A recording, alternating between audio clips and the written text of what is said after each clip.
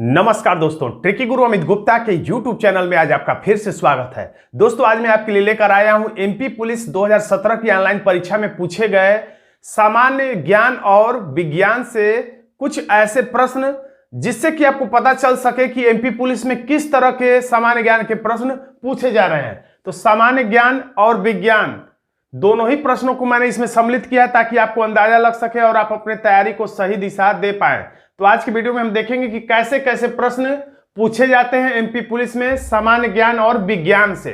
वैसे तो कह सकते हैं कि सामान्य ज्ञान के अंतर्गत विज्ञान भी शामिल है, लेकिन एमपी पुलिस में सरल गणित के साथ विज्ञान देता है जो कि सामान्य ज्ञान का ही एक हिस्सा है, और सामान्य ज्ञान के साथ कुछ प्रश्न रीजनिंग के भी पूछे जाते हैं। तो हम देख लेते हैं कि आप कितने तैयार हैं एमपी पुलिस की परीक्षा के लिए।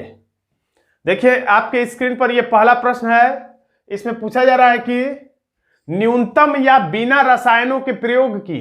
ये सारा का सारा प्रश्न एमपी पुलिस 2017 की ऑनलाइन परीक्षा में पूछा जा चुका है, इसके लिए आप निश्चिंत रहेंगे।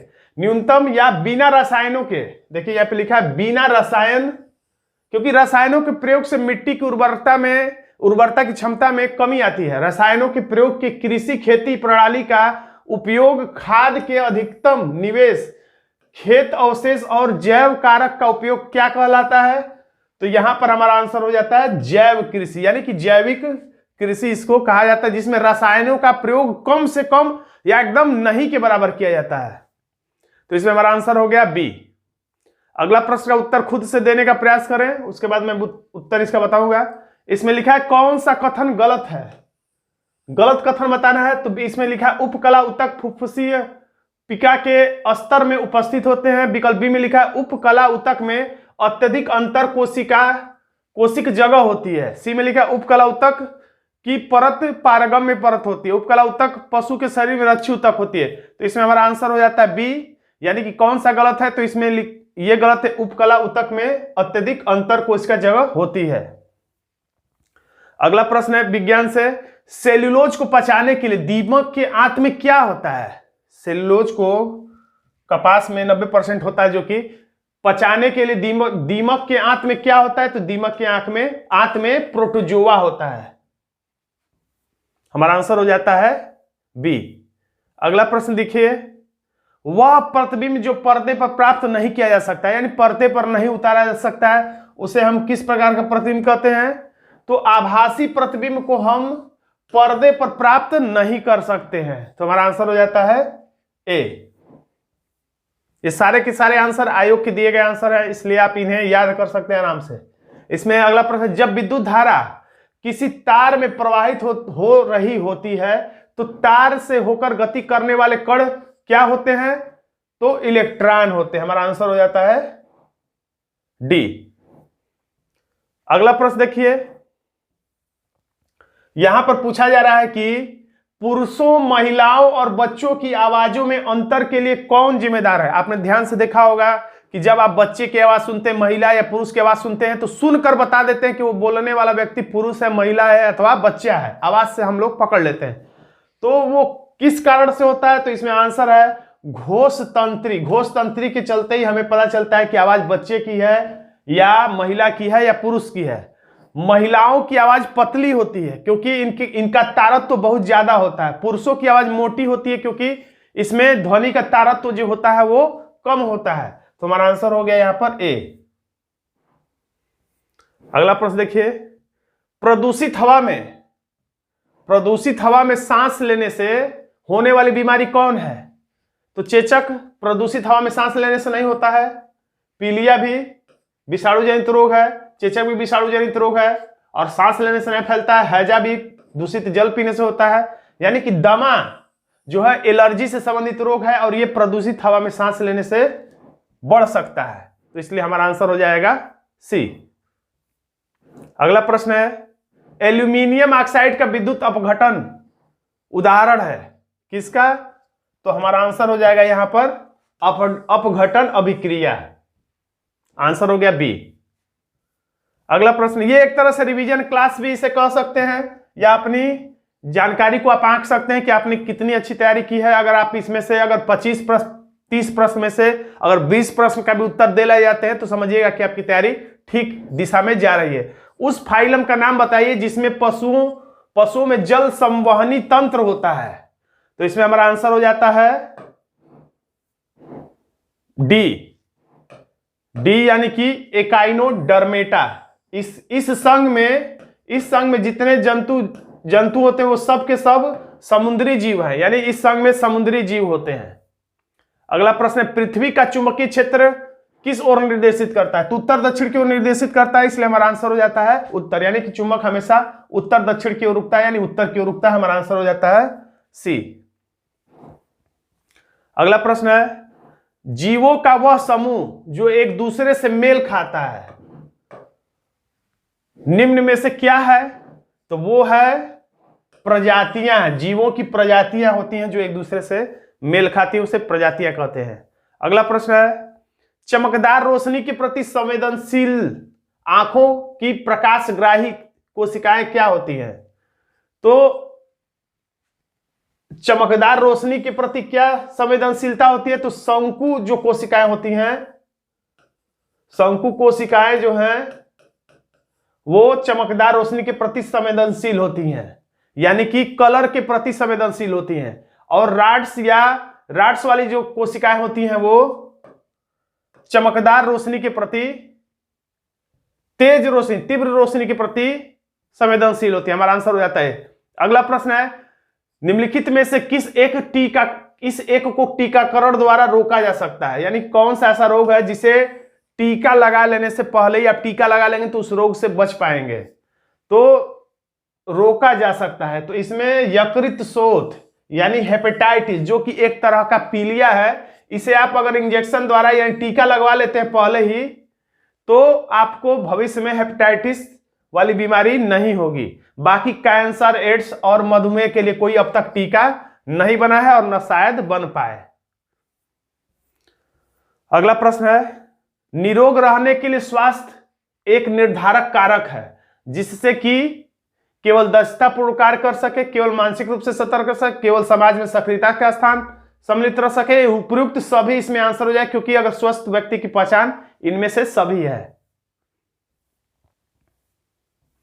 अगला प्रश्न है, कोशिकाओं की दीवारें पतली होती हैं और कोशिकाओं में बड़े अंतर कोशिका स्थान संलग्न होते हैं। कोशिकाएं जीवित हैं और वे भोजन संग्रहित करती हैं। उपयुक्त जो लक्षण बताया गया किस पर लागू होते हैं? तो उपयुक्त लक्षण जो है मृदुतक पर लागू होते हैं, यानी मृदु उतक, ये एक प्रकार का सरल उतक है। इसी के सारे लक्षण ऊपर बताए गए हैं। तो हमारा आंसर हो जाता है डी। किस केंद्रीय फिल्म प्रमाणन बोर्ड सीबीएफसी के अध्यक्ष कौन है? तो जब इस 2017 में जब परीक्षा हुई थी उस हिसाब से आंसर तो प्रसून जोशी था, लेकिन वर्तमान में अगर पूछा जाए केंद्रीय फिल्म प्रमाणन बोर्ड के अध्यक्ष कौन है, तो रविंदर भाकर है। करंट अफेयर के लिए आप इसे याद कर सकते हैं। राष्ट्रीय रक्षा दिवस कब मनाया जाता है? तो राष्ट्रीय रक्षा दिवस मनाया जाता है 3 मार्च को। अगला प्रश्न, भारत में बाल दिवस को मनाया जाता है, यानी किस तारीख को मनाया जाता है? तो बाल दिवस मनाया जाता है 14 नवंबर को, जो कि पंडित जवाहरलाल नेहरू की जयंती है, यानी जन्म दिवस है। अगला प्रश्न, महाजनपद युग में उज्जैन इसकी राजधानी थी, यानी कि उज्जैन किसकी राजधानी थी? तो उज्जैन राजधानी थी अवंती की, बल्कि कह सकते हैं उत्तरी अवंती की राजधानी क्या थी? तो उज्जैन थी। और दक्षिणी अवंती की राजधानी क्या थी? तो महिष्मती थी, यानी कि हमारा आंसर हो जाता है डी। किस विधेयक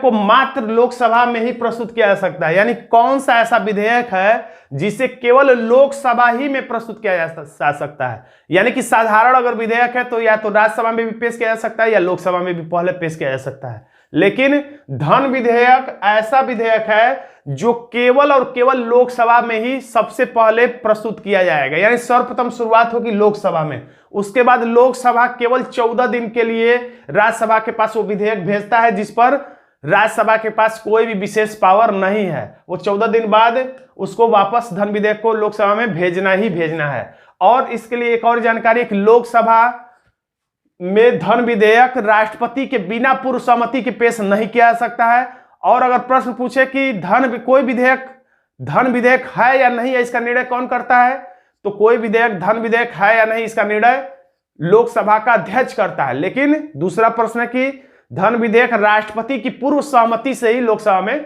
पेश किया जा सकता है, और यह अनुच्छेद 110 में इसका उल्लेख किया गया है। आंसर हो गया डी।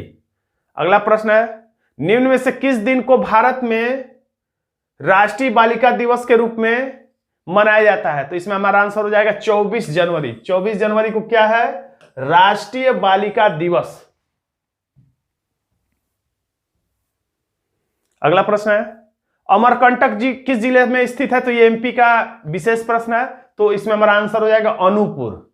अमरकंटक अनूपपुर में स्थित है। अगला प्रश्न है, निम्न में से किस निकाय ने वर्ष 2015 में योजना आयोग का स्थान लिया? यह संविधान इतर संस्था, यानी कि संविधान में योजना आयोग का उल्लेख नहीं है और न ही नीति आयोग का उल्लेख है। तो 2015 में यानी 1 जनवरी 2015 को योजना आयोग के स्थान पर नीति आयोग का गठन कर दिया गया है, यानी योजना आयोग अब समाप्त हो गया, नीति आयोग ने इसका जगह ले लिया है। आंसर हो गया सी। अगला प्रश्न, निम्नांकित में से भारत का राष्ट्रीय जलीय जीव, भारत का राष्ट्रीय जलीय जीव अभी तक निर्धारित नहीं था, लेकिन बिहार के मुख्यमंत्री नीतीश कुमार के परामर्श से या नीतीश कुमार के कहने पर गंगा डॉल्फिन को भारत का राष्ट्रीय जलीय जीव घोषित किया गया है। और इसकी खासियत है कि यह जो मछली है, ये जो डॉल्फिन है, ये अंधी होती है और इसकी सूंघने की क्षमता जो होती है बहुत तेज होती है, और उसी के माध्यम से अपना कार्य निष्पादित करती है। अगला प्रश्न है, सीबीआई के वर्तमान निदेशक कौन है? तो ये 2017 का प्रश्न है। अब ये प्रश्न का आंसर बदल जाएगा, आपको नया वाला याद करना पड़ेगा। सीबीआई के इस समय वर्तमान, उस समय तो आंसर सी था, लेकिन अब वर्तमान में ऋषि कुमार शुक्ला है। हमारा आंसर तो अब इसमें से कोई नहीं है वर्तमान के परिप्रेक्ष्य में। प्राचीन शहर उज्जैन किस नदी के तट पर स्थित है? तो बहुत चर्चित और इंपॉर्टेंट प्रश्न है। जो उज्जैन है वो शिप्रा या क्षिप्रा नदी के किनारे बसा हुआ है। क्षिप्रा या शिप्रा नदी के किनारे बसा हुआ है, और यहीं पर है 12 ज्योतिर्लिंगों में से एक ज्योतिर्लिंग महाकालेश्वर का मंदिर भी यही उज्जैन में ही स्थित है। हमारा आंसर हो जाएगा सी। अगला प्रश्न, नर्मदा के समानांतर बहने वाली नदी कौन है? यानी कि नर्मदा के समानी कौन सी नदी बहती है समानांतर में? तो वो है ताप्ती। नर्मदा और ताप्ती दोनों नदियां पश्चिम, पूरब से पश्चिम यानी कि उल्टी बहने वाली नदियां हैं, और ये डेल्टा न बना के एस्चुरी का निर्माण करती हैं। अगला प्रश्न है,